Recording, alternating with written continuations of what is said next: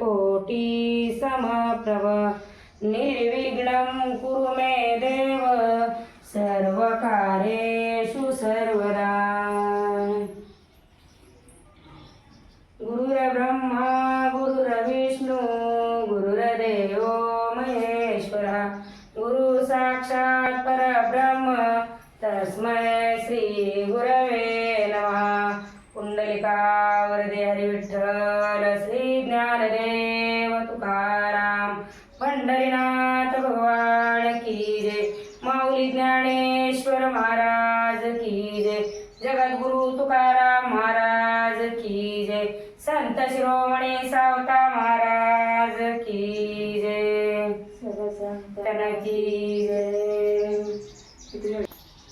श्री गणेशाय माझे संत श्रेष्ठा अनादि भक्ता वरिष्ठा नामे संसारा करी नष्टा ऐसा वरिष्ठ तुझ देवा घेणे अवतार या कारण तुम्ही थोर होऊ नेला निराकार हा प्रताप तुमचा नामशास्त्र परम प्रबळ बेणे कापे कळी काळ श्रोत्या दिला सुख कल्लोळ भक्ती प्रेमाचा मुख देव भक्त एकसार भिन्न नसे अंतर धन्य भक्त महाथोर मुश परमात्मा सर्वदा देव भक्तांतर नसे कपळभर एकत्वाची करणी त्वरा ब्रह्मादिका गम्य भक्ता आवड त्वरा देव नसे अन्य प्रकार त्रिभुवनीना परमेशाचार रिगे घर भक्ताचे देवा लढविल्या दुरा तरी न रिगे बाहेर पुत्र कलत्र घरदारा नावडे भक्तायसे सर्वश्रेष्ठ वैकुंठ लोका तोही नावडे क्षणेक तुना खोपड भक्ताच्या लौकिक देवावडे सर्वदा लक्ष्मी ऐशी सखी अंतोरी ती देवे सारी दुरी भक्ता घरी काम करी श्रेष्ठ थोरी भक्ताची आवड थोरा न जाणे अन्य प्रकार त्याविले गणगोता सार वाईभार भक्ताचे जातभूत प्रकार हे सर्व करुणी दूर वाढवी हवेत भक्ती तोरा प्रताप तोर भक्ताचा न सांगता सेवा करी दीन होऊन यंतरी दवडिल्या न जाय दुरी ऐक्य प्रकारी मिनला यज्ञ योगे न व्यवसा वेदशास्त्रे अभिमान विशेष जप तप करे काम क्रोध नाश पूर्ण विनाश हरिभक्ती भक्त बोल पूर्ण प्रताप देवत्यांच्या सदा स्वाधीन मोक्षदास्य करी संपूर्ण अगणित महिमान भक्ताचे भक्त बोल पूर्ण वेद मोक्षासन परम प्रसिद्ध भक्ती ज्ञानाचे नरेंद्र अस्ति श्रेष्ठ भक्तची कर्म उपासना ज्ञान भक्त यांचे अधिष्ठान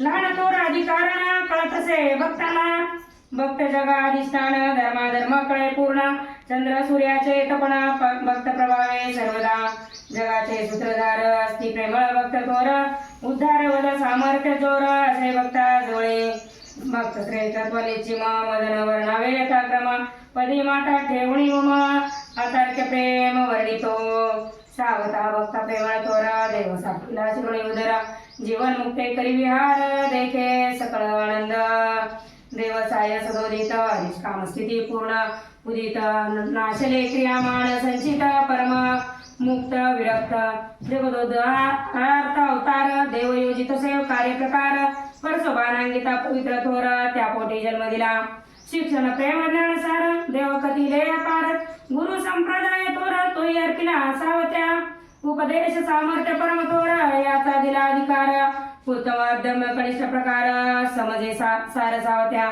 कर्म उपासना ज्ञान चतुर्विध पुरुषार्थ जान उद्धार सामर्थ्य परिपूर्ण देव दिले सावत्या नवविधा भक्ती प्रकार सात्विक राजस तामस सार याचा करिता गुणाकार 27 प्रकार भक्तीचे मिश्र भक्तीचा विचार तो असेंत अनंत पार जितक्या व्यक्ती तितके प्रकार भक्ती थोर गण यांचे सकार ज्ञान जाणे सावत्या गुणनिदान देवे दिला अधिकार पूर्ण शिष्य प्रबोध ज्ञानाचा व्यवसायात सर्व थोर खुशी कर माझा प्रकार देवे विहित निर्मिळे सार सावत्या कारणे आरंभे शेतीत उद्योग प्रकार न फिळे न फळ न मिळे त्याविना सावता कष्टे प्रवधारण अखंडित शेतीत संपूर्ण छोटे अध्याय होते आता हे मोठे प्रतिकार न करिता जाण आले त्या गुळाने मरण संगतीने उद्धार पुन्हा कोटी वाटे सकळा अन्याये द्रव्य मिळविले ते सर्व नष्ट झाले पूर्ण दरिद्री पदरी आले मागे भिक्षा पूर्ववत छोट्या कर्मी उदय साधिला चहाडी सांगे अधिकाऱ्याला का कोणी पुसेना त्याला झाली सर्व ती चितू कामाजीच्या पूर्ण मदतीने कोणी धान्य दागिने परस्त्रियांच्या दुष्कृतीने पुण्य सर्व गमाविले ते सर्व ध्यानी आणि सर्व काळ असंतुष्ट मणी विपरीत झाली माझी करणी उलट आले दिवस कालचा महिमा चट सुखासाठी गेले कष्ट ते होऊन या नष्ट दुःख थोर पातले होऊन या नष्ट दुःख थोर पातळी तरी कामाजीच परिस्थिती एकदम खालावली दुःख ओरवलं आणि हे जे तांदळ चौकळीच्या मदतीनं हे जे काही पाप केलं तर त्याची आता जी परतफेड सुरू झालेली असते आणि आता कोणी पहिल्यासारखं त्याला विचारत हे नसतं धन साधन गेलं की माणूस जमिनीवर येतो म्हणतात हे स्वर्ग सुख गेले शिके वृथा भूभार ये लोकी मी पूर्ण झालो ते सावधा पूर्ण निष्कपते परी माझी कर्मे मजाटे तेने क्षमा केली मोठी न सांगे सरकारा नित्य श्रावणाची येत परी जिज्ञासा नसे मनात व्यर्थ त्यांचे श्रवण होत पूर्ण पावत लाचारे एके दिनी श्रवण समयी संत संन्यास विचारणेचे सोयी स्तुती करी सुखदायी सावत्यांची ती ऐका ऐका सावता महाराज स्वाभाविक गुण प्रसिद्ध सहज शरीर कांती सुंदर पूज्य सुस्वरूप सदाचारी इंद्रिय निग्रह तुझा थोर कार्य करण्याचा श्रेष्ठ प्रकार काव्य कल्पक विद्वत्ता पार ऐश्वर्य तेज झळके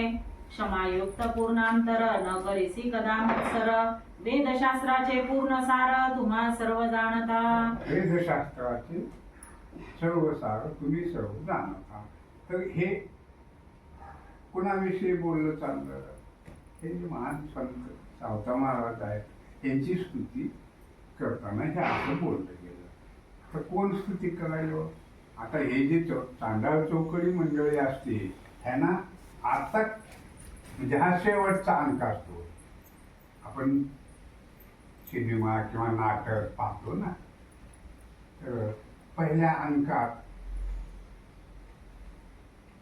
म्हणजे त्याच्यातला जो खलनायक असतो त्या नाटकातला किंवा त्या पिक्चर मधला सिनेमा मधला त्याची चलती असते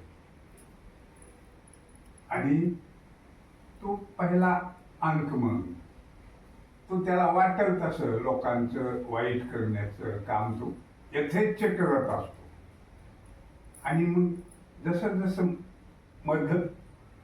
मिडल स्टेजला येईल कथानक तसं तसं लोकांना हा खलनायक कळायला लागतो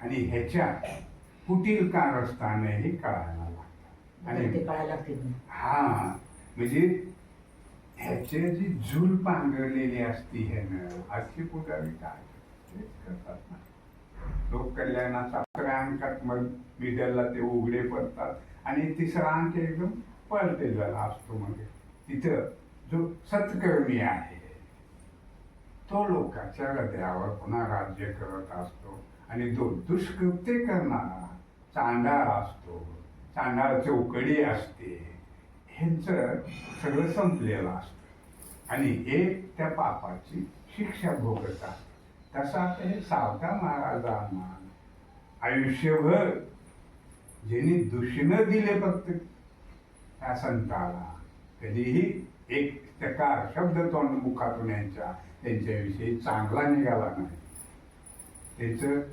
घरदार जाळलं शेतीचं सगळं नुकसान केलं ऊस जाळला विहीर पाडली जनावरांचा गोठा जाळल्यामुळे जनावर जळून गेले कोणी केलं हेनीच केलं पण तेव्हाही ह्यांना काही वाईट वाटलं नाही पण जेव्हा यांचं वाईट व्हायला सुरुवात झाली तेव्हा ह्यांना कळाले की आपण कुठंतरी पाप अति व्हायला आपलं किंवा अति झालंय आणि आता ही काय यांच्या हातातली गोष्ट नव्हती ना लोकांचं नुकसान करणे त्यांच्या हातात होतं मला स्वतःचं भलं करणं कुठं हातात ही काय देव आहेत का ती संतांची किमया असते, देवाची किमया असते. एखाद्याचं भलं करायचं देवानं, तथा असतो म्हणला की झालं, तुमच्या मनात जी इच्छा आहे ती पूर्ण होते.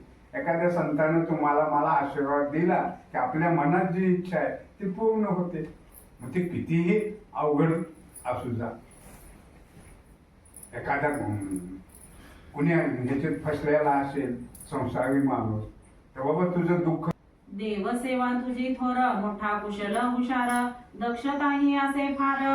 कुलीन तू असे गृहस्थ असोनी ब्रह्मचारी, स्वर्गाचेही रक्षण करे.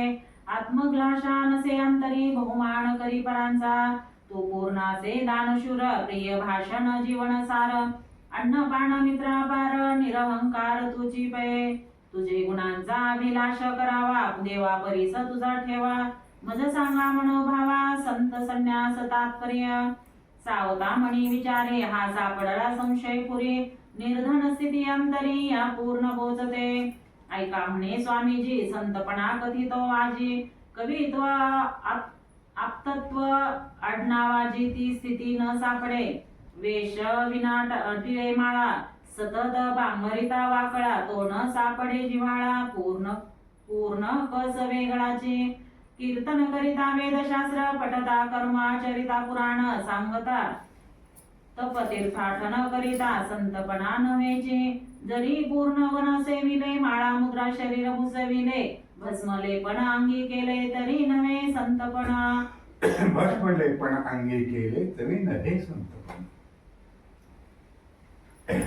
काय असतं की ह्या समाजामध्ये आपण जे साधू संत वारकरी, देवाची सेवेकरी, पुजारी आमचे तुमचे पाहतो. हे आपल्यापैकीच कुणी ना कुणी असतात. पण हे जे संत असतात, हे जे सेवेकरी असतात, त्याचे दोन प्रकार असतात.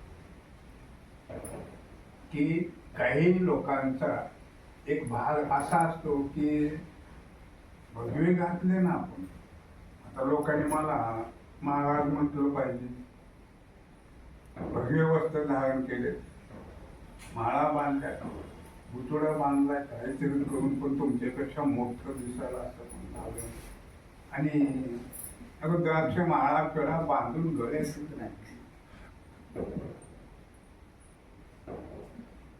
आणि ह्या लोकांनी माझी सेवा करावी, माझं शिष्यगण असावं, माझ्या भिंतीला 50-50 लोक असावे, ही मनी भाव आहे. पण जिथं देव असायला हवा तिथं देव नसतो. कुत्सित भाव असतो की तुम्ही सगळ्यांनी माझी सेवा करावी, तुम्ही सगळ्यांनी मला धन धान्य अमक तमक पुरवावं. निघाला विषय म्हणून सांगतो थोडं. मी तिकडे खांदी डोलायला 6 महिन्यात मला पहिल्यापेक्षा दुपटीनं ऊत आलं. आणि म्हणून आपल्या वाईट चिंतनेनं किंवा आपण जाऊन प्रत्यक्ष तिथं कुणाचं असं जाळलं पोळलं मोडलं नासधूस केल्यानं कुणाचं नुकसान सुद्धा होत नाही. पण स्वतः आपलं मत होतं का, तेवढं पाप एका झटकेत तुम्ही वाढवून टाकता. जी तळाला होतं पापाचं माप, ती पार शिग लागली त्याला एकाच आपल्या दुष्कृत्यामुळं, एकाच वाईट कृत्यामुळं. कारण कुणाचा संसार जाळणं, कुणाचा संसार तोडणं मोडणं याच्यासारखं मोठं पाप नसतं, महापातक असतं. आता तुम्ही जर असं एखाद्याचं शेत पिटवून दिलं किंवा नुकसान केलं, जनावर ढोरं चारले, त्याचं पीक सगळं संपविलं, तर त्याच्या लेकरबाळाच्या मुखातलं तुम्ही काढलं, देव तुमच्या लेकरबाळाच्या मुखात घालेल का? त्याच आपण वाटोळं केलं, जनावर चारले किंवा काय पेटवून दिला, ऊस त्याचा जळून गेला सगळा, आपला आपापच पेटवतो एका दिवशी. आणि त्यावेळेला मग आपल्याला कळत की आपल्या हातून खरंच पाप झालं. आणि आता मग हे ओंकार स्वामीचं मंडळ हळूहळू सावता महाराजाची स्तुती करायला लागले. संतपणा नव्हे कपट लोक भुलवणे चोखट संता नसे जडाबुट चमत्कार खटपट नव्हे संत शिष्य शाखा नसे संतपणा मठाधिपतित्व नसे खून शेती जोरदार जाण हे संत नव्हेची पूजा अर्जे नव्हे संतपण संतपण नसे वेताळ खून संत नाही पुराणी कपण सर्वावी नव्हे गळे देवाचा काकडा जाळणे आंबेचा उदो उदो करणे घटपट वाद घालणे ते नव्हे संतपण जपास्तव हलविणे माळ शिष्यांचा जमवुनी मेळ मोहन संबन उच्चाटन प्रबळ संतपणा तो नव्हे संतपणाचे सर्व सार नष्ट करावा अहंकार देहा हा मिथ्यासार देव सार जगती देह हा मिथ्यासार जग सर्व जाणती. तर संत संत म्हणजे काय ते ह्या ओव्यामध्ये आल्या.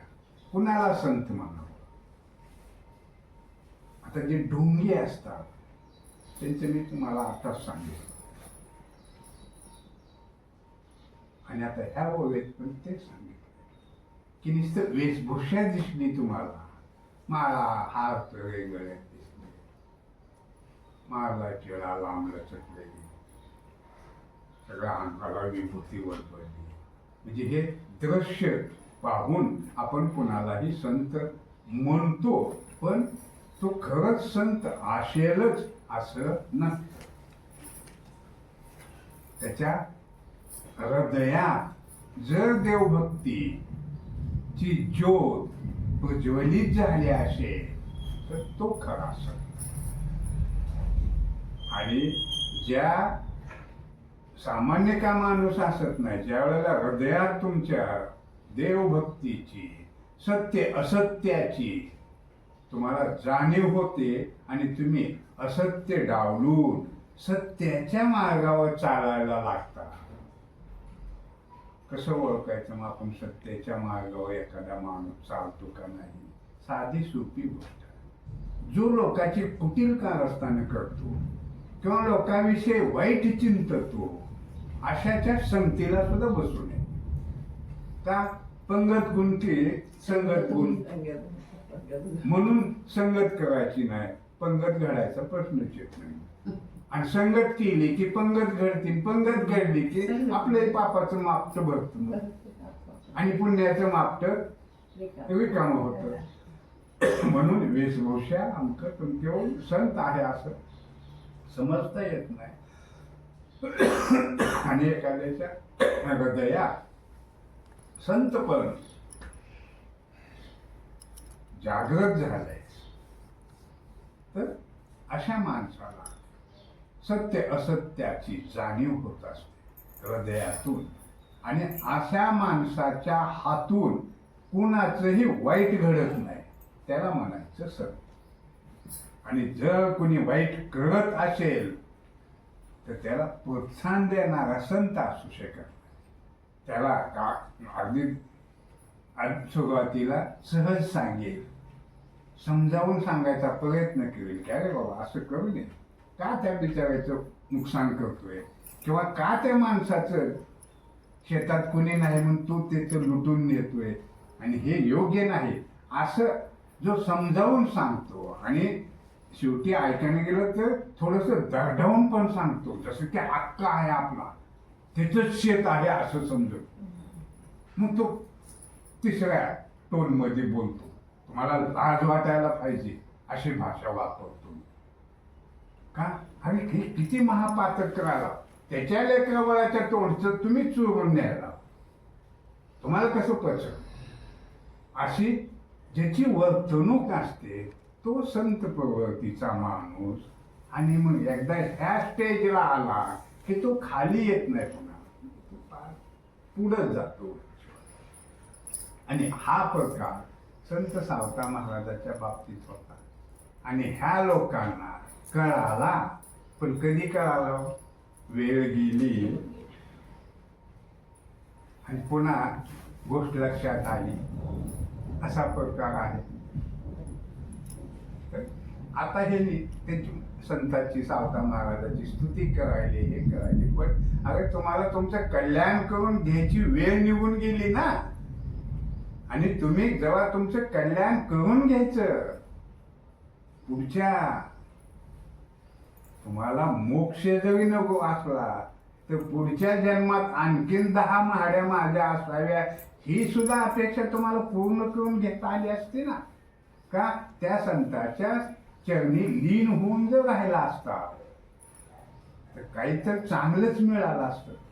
आणि जर तुमची आणखीन भावभावना चांगली असती तर हे एवढे ताकदवर असतात की त्यांनी नुसता हात जरी डोक्यावर ठेवला तर तुमच्या आमच्यासारख्या सामान्य माणसाचं कल्याण होतं. आयुष्याचं नव्हे, पूर्ण जिंदगीचं येणं जाणं सगळं संपतं, मोक्ष मिळून जातो.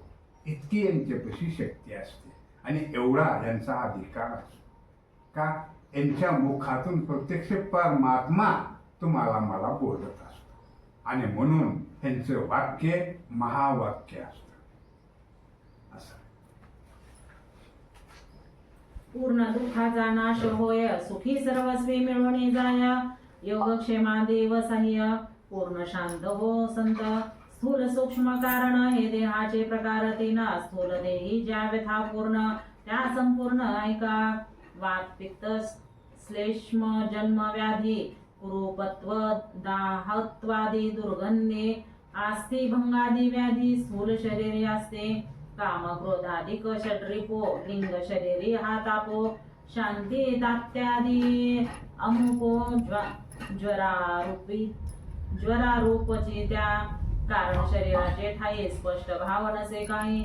वरील बीज तये ठाई सूक्ष्म रूपे राहते. वरील बीज तये ठाई सूक्ष्म रूपा. सदैव किंवा प्रत्येक वेळेला खुश राहील असं नसतं. एकादशी आहे आणि फुकट मिळाले म्हणून कोंबडं खाल्लं, आता का बोंब मारा. दूर केल्या शरीर श्रम, नष्ट पावती निस्सीम. शरीर मग शांत शरीर कारण स्नेह हा प्रबळ जाण. भीती आनंद शोक श्रम पूर्ण स्नेहापासून मिळे. स्नेहापासून विषय प्रीती, प्रतिकूले दोषोत्पत्ती. जरी पूर्ण विषय मिळते तरी दोष दृष्टी ठेवावी. संतपण ज्या अंगी असे, स्नेह तेथे राहत नसे. सुख दुःखातीत असे, स्वस्वरूपे रममान. सुख दुःखी सममान आणि स्वस्वरूपी रममान. कोण संत? संताला कधीही दुःख होत नाही बघा. का होत नाही? त्याचं मन एवढं मोठं असतं आणि मन एवढं निर्मळ असतं की तो जाणतो संत की मला हे दुःख झाले, तर तो विचार करतो की माझ्या कुठल्या तरी जन्मात माझ्या हातून पातक घडलेला आहे आणि त्याची फेड म्हणून हे दुःख आहे. आणि ते पश्चाताप, ते दुःख, तो त्रास सहन करून त्या पापाची फेड झाली की विना डॉक्टरचंही तुमचं दुखणं पळून जातं बघा. असे काही दुखणे असतात. पण शारीरिक दुखण्याचे 2-3 प्रकार असतात. पहिला प्रकार काय? ठेच लागली आणि बोट फुटलं. आता ही ठेच तुम्हालाच का लागली? तुमच्या ही भिक्षा बहुदक तीर्थी कार्य साक्ष. हंसात्म साधनी दक्ष, परमहंस मुक्त. हंसात्मक साधनी मुक्त. परमहंस पद्धतीने जर आपण संसारात राहिलो तर, आता परमहंस पद्धतीने म्हणजे काय? कुठल्या पद्धतीने नेमकं? तर परमहंस हा प्राणी, हा एका थोर तेथे मावळे पात्रा पात्र विचार. जेथे धांबिकपणा फार तेथे विचार हेती. सारोनी संदेह पाप हे साधावे सत्य तप. पदरी घ्यावे पुण्य माप, सुखरूप असावे. भाव जैसा तैसे फल, न्याय जनी न्याय हा प्रबल.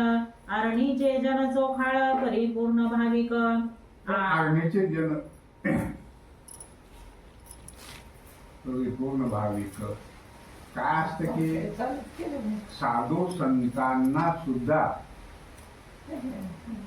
हे तुमच्या आमचं मन वाचता येत असतं बरं का. आणि म्हणूनच त्याला आपण साधू म्हणजे साधणारा.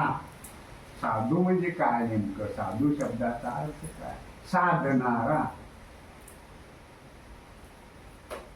त्याचं मन तुमच्या, त्याचा आत्मा तुमच्या मनातलं काय आहे तो ओळखतो, सांगतो. आपलं मन सगळे साधू. आणि आपण जे चुकीच्या वाटेने चाललो, ती वाट कशी चुकीची आहे, त्या वाटेने जाल तर कसं नुकसान होईल हे तो साध्या सोप्या भाषेत समजावून सांगतो. कथा असेल, कीर्तन असेल, भजन असेल, अशा अन्य विविध मार्गाने काही का होत नाही, पण ज्याला ज्या भाषेत कळतं त्या भाषेत त्या पद्धतीनं हे साधू संत महाराज समजावून सांगण्याचा प्रयत्न करतात. आणि म्हणून आपण त्यांना आपल्यापेक्षा बघा त्यांची एक एक एक एक सेवा ही चालू राहायची. आणि मग ह्याने म्हटलं तसं त्यांच्या एका ओळीवर इथं 50,000 कमवायला. मग मूर्ख कोण आहे? 50 कमविणारा मूर्ख आहे का ते लिहिणारा ओळी लिहिणारा जगद्गुरु मूर्ख होता का तुम्ही आम्ही ह्याला 50 देणारे मूर्ख आहोत? तुम्ही आम्ही ह्याला 50 गोळा करून देणारे मूर्ख आहोत. अहो तुम्ही आम्ही द्यायलो म्हणून हे पहिलं 1000 घेतो. आता 1000च एकदम वरिष्ठ सत्कर्मी ज्या थोर रते निष्काम कर्मे पूर्ण साधते. थोर अंतरी दया भक्ती धन्य ख्याती तयांचे. समस्त हे उतारले सावता प्रेम त्याला धले. पुण्यक्षेत्र जगी झाले पवित्र हे आरण. रत्न खान हे आरण बोले नाम देव सुजान. येथीचे लोक पावन वंद्य पवित्र हे वंदे पूर्ण सर्वा. माळ्यांचा झाला उद्धार सावता नामाचा प्रबळ जोर. पाप पडाले अघोर मिळे वैकुंठपुर त्या. ब्राह्मण समाज येथील थोर मराठे गुण गंभीर. पूर्ण अहिंसक महार सर्व हे पावन. सर्व हे पावन काय असतं? पूर्ण आरण गावाचं भूषण एकच माणूस होता ना, पण एक माणसामुळं त्या पूर्ण खेड्याचं एक भूषण, एक मोठेपण, एक महत्ती त्या पूर्ण परिसरात पंढरीच्या निर्माण झाली. कुणामुळं? ह्या सतशील ऋषी तुल्य देव तुल्य संतांमुळं त्या गावाचं महत्व वाढलं. त्या गावातल्या लोकांना अध्यात्मातलं ज्ञान मिळालं. आणि त्या गावातल्या दुष्ट लोकांनी सुद्धा भले शिवटीका होत नाही, पण पापाची वाट सोडून कुठंतरी सत्मार्ग पत्करला. मग ही किमया कुणामुळं घडली? एक त्या संतामुळं ह्या पूर्ण परिसराचा लाभ झाला. आणि तेच असतं, एखाद्या कुटुंबात जर एक व्यक्ती सद्गुणी असेल तर कुटुंबातल्या तुमच्या सदस्यांकडून झालेल्या चुका, झालेलं पाप सपादून जात. का? ह्याची पुण्याची कमाई मोठी असते आणि त्याचे एक सपादून देवाचं निर्माण होतं. त्याच्यामुळं 100 माणसं बसायचे, ते 100 माणसाचं व्हायचं. 1000 बसायचे तर आता 1000 बसले पण खाली राहिले 2, तर आणखीन 2 माणसापुरतं त्याचा आकार वाढायचा. आणि मग ते 2 माणसं बसले की त्या आकाराचं ती विमान असायचं. आणि तुम्ही जर 5च लोक बसून जाणार असाल तर 5 माणसात होतं. तर असं ते तुमची इच्छा जशी आहे तशी तुमची इच्छा पूर्ती करण्याची ताकद त्या पुष्पक विमानात होती. म्हणजे विमानानं आले ते अलीकडे. मग ते बिभीषण वाटे लावायला आलते ना, मग त्यांनी म्हटलं की देवा तुम्ही आता हे राज्य मला दिलं हे कबूल आहे, आणि आता तुम्ही तर निघून चालले अयोध्याला. तुम्ही अयोध्याला जालो आता, आणि तिथं तुम्ही राज्य कराल, तुमचं काय आहे ते करा. पण ही तुम्ही आता सडक बांधून दिला आणि असं आहे ना, आणि इथले राजे लोक तुम्ही बांधलेल्या ह्या पुलावरून सैन्य घेऊन येतील आणि मला त्रास देतील, मला लंकेतून पळवून लावतील, मग काय करू? मग हे वाट अवघड आहे माझ्यासाठी. मग म्हणून श्रीरामाने तो पूल बुडवून टाकला. ते कोणी दुसऱ्याने नाही बुडविलेला. बिभीषणाच्या विनंतीनुसार ते वाटणी येऊन माझ्यावर स्वारी करतील आणि मला लंकेत गुणानं राज्य करू देणार नाही. मग काय करायचं त्या वाटेचं? म्हणून श्रीरामाने बघ तू त्या वाटेची काळजी करू, मी त्याची व्यवस्था करतो. आणि त्यांची बुडवीला गेला तळाला. आहे का तरी वाद नाही, पण तो तळाला ते जे दगड धोंडे जे बांधले होते ते आहेत बरं का. म्हणजे रामेश्वरला गेलो पाहिले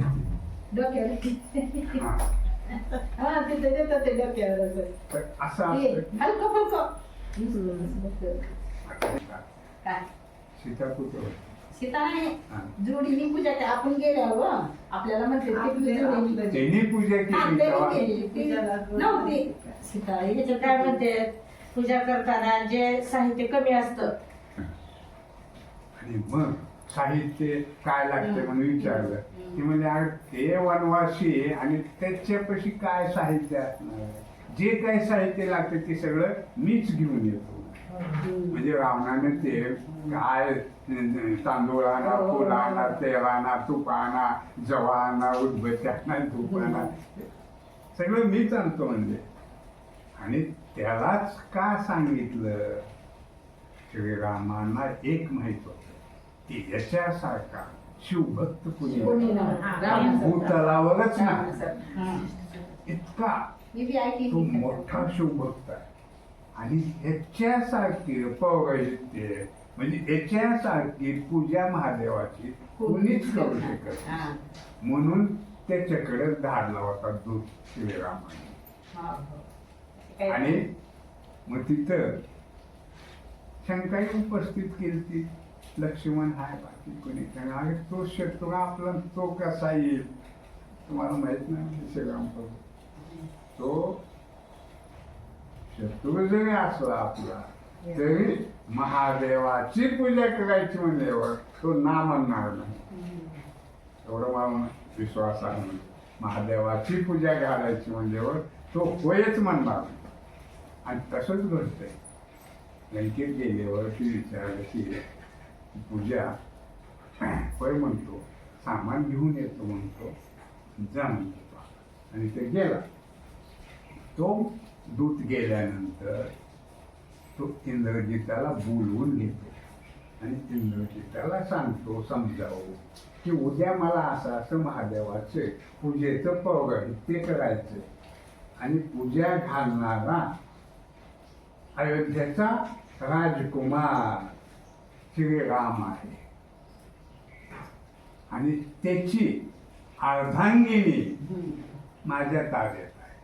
तर तुझ्याकडे ही जबाबदारी की उद्या तिथं पूजेच्या वेळेला सीताला आणून हजर करणे आणि पूजा संपली की सीताला आणून पुन्हा अशोक वाटिकेत ठेवणे,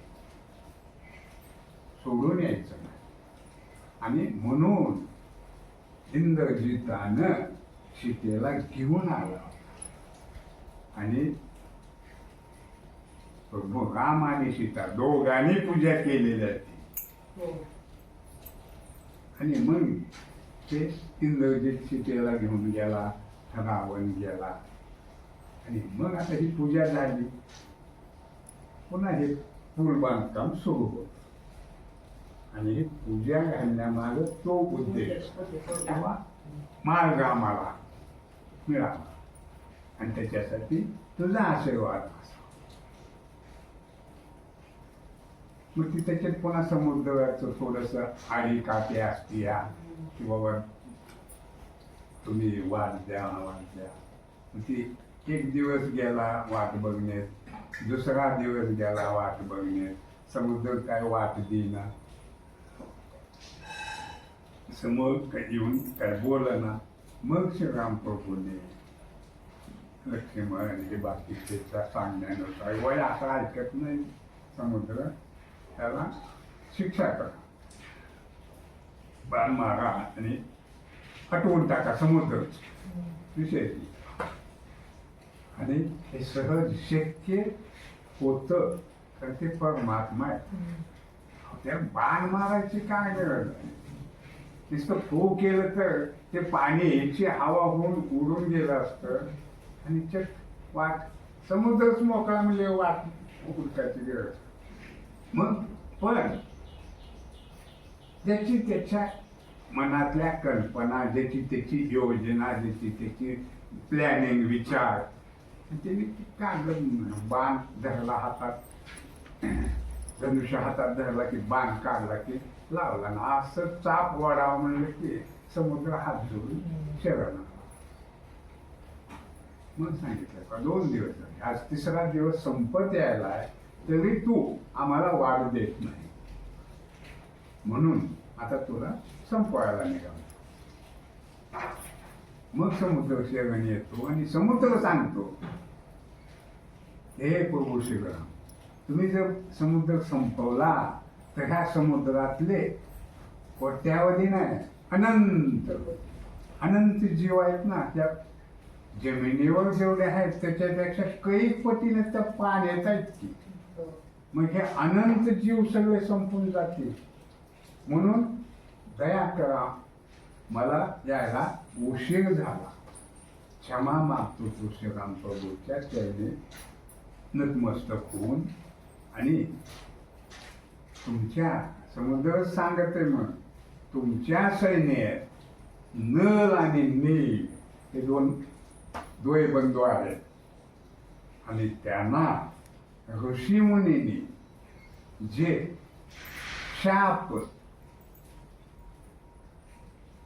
शापपूर्तीनं जे वरदान दिले, म्हणजे म्हणायला तर शाप दिला पण ते वरदान झालं.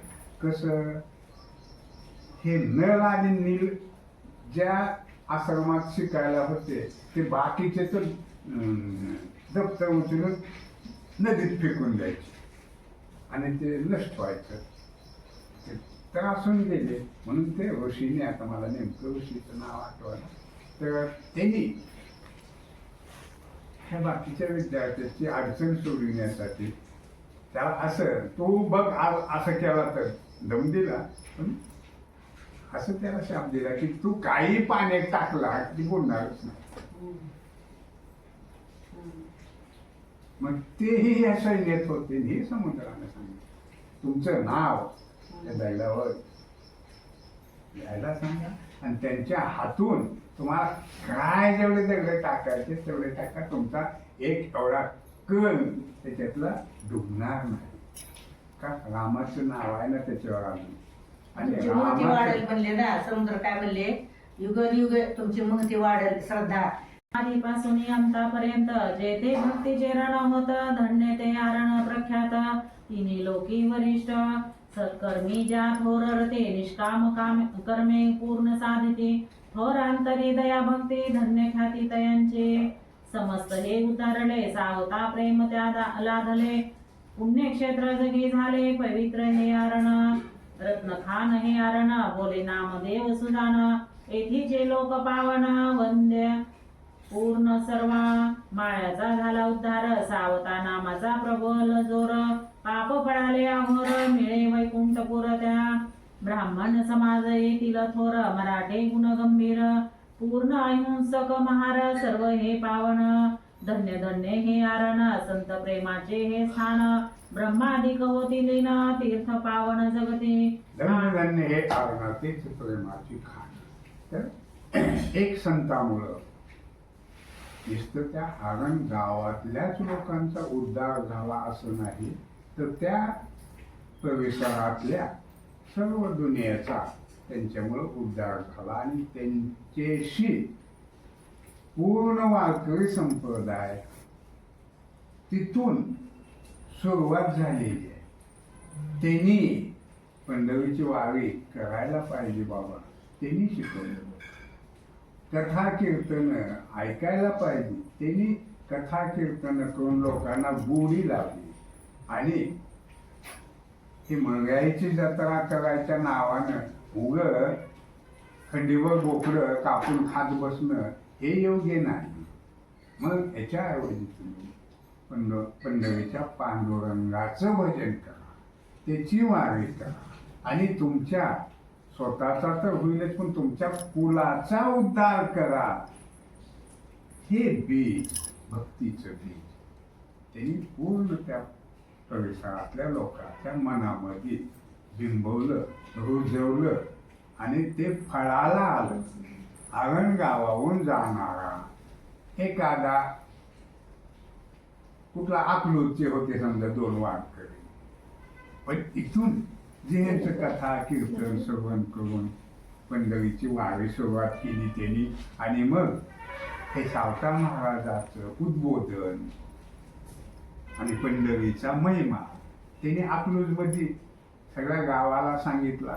आणि त्या अकलूजमधून 2चे 4, 4चे 10, 10चे 100 वाढत गेले ना. तर अशा पद्धतीनं गाव पूर्ण लाभे भाव खून अंतर्यासा अंतरे ठसावे हे ध्यान सावता प्रेम लाभतसे इति श्री सावता महात्म्य अधिकोणे कथिले सत्य श्रवण करत त्रयोदशाध्याय श्री सावता